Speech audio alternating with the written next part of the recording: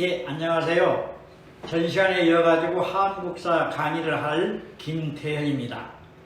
오늘 그 교육을 할 내용은 고구려 그 웅대한 기상과 또한 이 삼국시대에 서로 군웅활거를 하던 그런 그 시대에 어떻게 해서 나라를 유지를 했고, 또한 이 고구려 총 28대 동명서왕부터 보장왕까지 28대 동안 전체적으로 약 705년 동안 고구려를 유지를 하는데, 제일 망할 때는 나당연합군에 의해서 668년도에 망했습니다. 뿐만 아니라 백제 온조왕은 BC 18년부터 31대 의자왕까지 약 660년에 거쳐서 나당연합군에 의해서 황산벌에서 계백장군의 그 참패에 의해서 드디어 백제가 나당연합군에 의해서 소정방을 위시한 당나라의 장수와 김춘추 장군, 신라의 김춘추 장군에 의해서 드디어 660년도에 망하게 된 겁니다. 또한 신라는 BC 57년도에 제1대 다격교서로부터 마지막 56대 935년 거의 1000년간 그 유지를 하고 있었는데, 마지막으로는 경순왕에 의해서 드디어 망하고, 그 태봉에 의해서 궁예, 또한 그대의 후백제 견인으로 해서 아주 나라가 엉망으로 이루어져 가지고 그대로 고려로 넘어갔습니다. 그러면 오늘 제가 말씀을 드리고자 하는 것은 광개토 대왕의 치력과 그 사람의 그 업적과 더 나아가서 그 사람의 생활상을 말씀을 드리고자 합니다. 바로 여러분들이 보시는 이 바와 같이 여기에 있는 존형이 광개토 대왕의 존형입니다. 이분은 평상시 우리가 나오는 그런 단군 왕급의 자손에 의해서 생기는 그러한 사람들보다 굉장히 비대했고, 또한 키가 컸고 해서 아주 힘이 장사했었습니다. 해서 고구려 그 19대 광개토 대왕은 374년도에 태어나가지고 413년, 즉 39년뿐이 생을 못 살았습니다.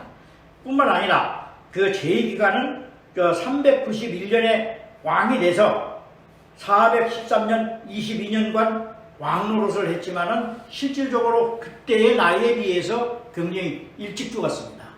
그러나 이분이 얼마만큼 일을 많이 했느냐 하면은, 여기 보이는 후영, 거락, 북부영, 중부영, 유주, 북이, 남현까지도 공격을 해서 물러나게끔 하였습니다.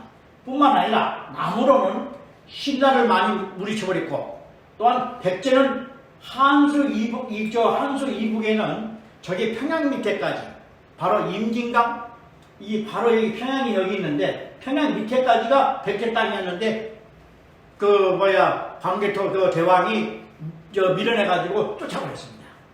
이 생애는 전체적으로 AD 374년에서 413년까지 약 39년 동안 이 양반이 살았었고, 제인은 왕노를 하는 것은 391년부터 413년까지 22년 동안 왕을 했는데, 이분은 아버지에 의해서 13살 때 왕세자가 되고 태자가 됐고, 17살에 바로 뭐냐면은 왕이 됐습니다.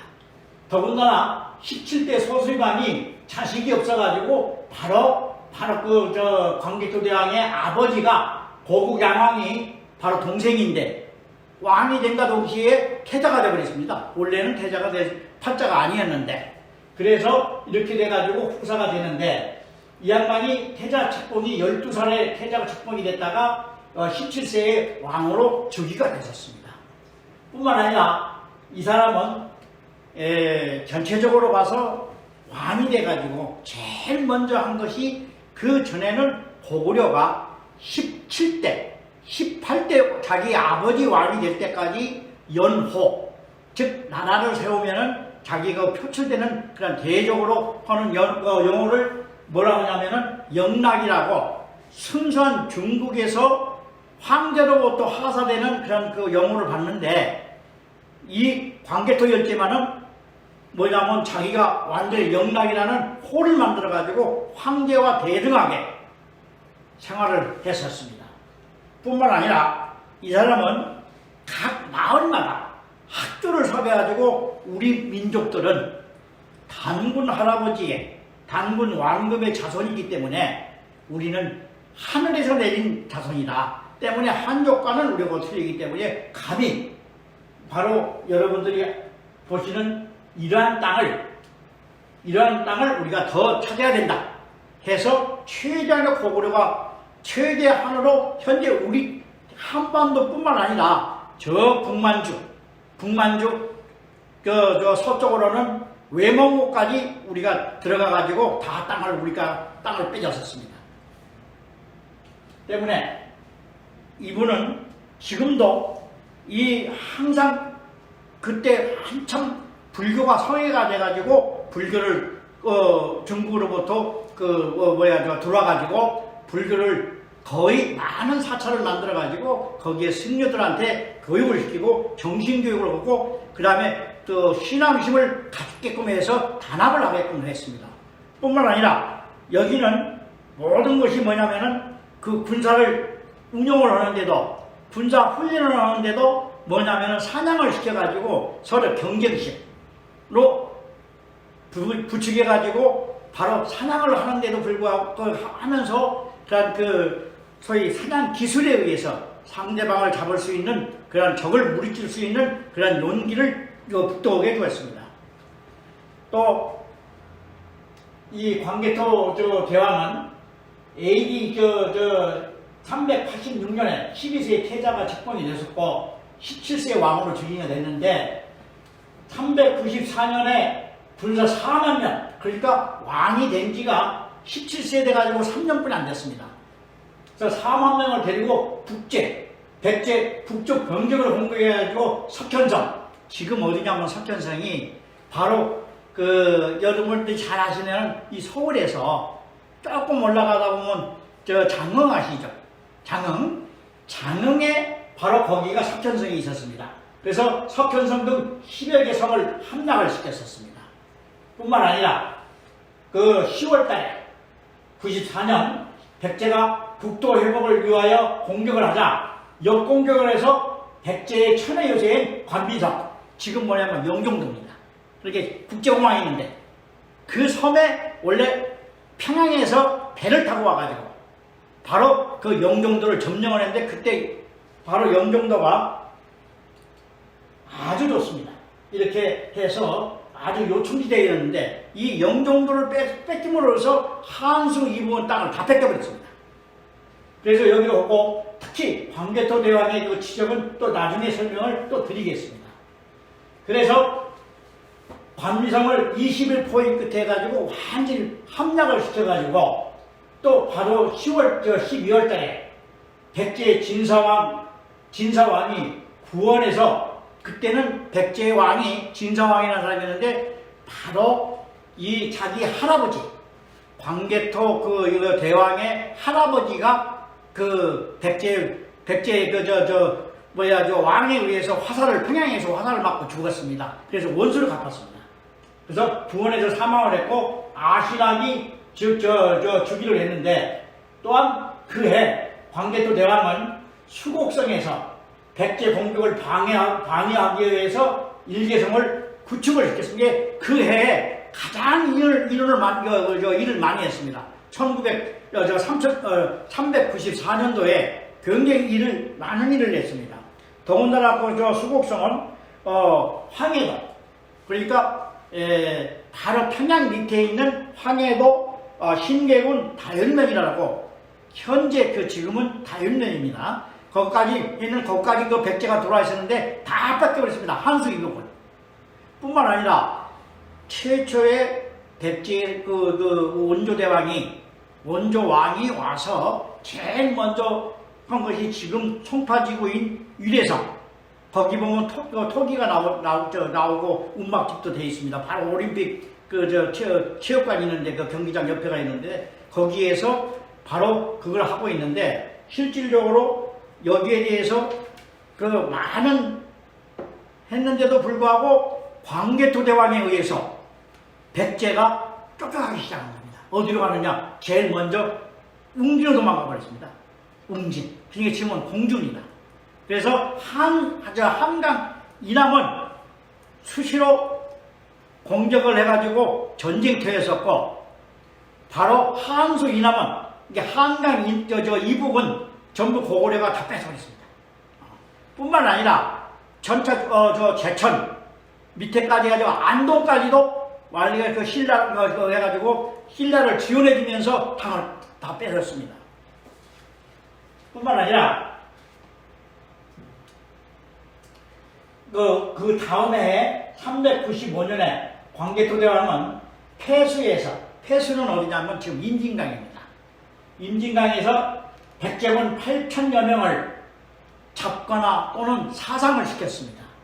그리고 그 다음에 아리수 한강 이북에서는 58개성 700여 촌락을 점령해가지고 유례성 송파를 포위를 하고 백제 와신왕으로부터 영원한 노개, 자기는 여러분들이 전에 웃음은 보기 와요에 보면은 코미디언들이 딸랑딸랑하면서 회장님 우리 회장님이라는 그런 코미디가 나왔었는데, 거기에 마찬가지로 자기는 비록 백제의 왕이지만은 영원한 광개토대왕의 종이다 라는 그렇게 하겠다고 이 얘기를 항복을 했습니다.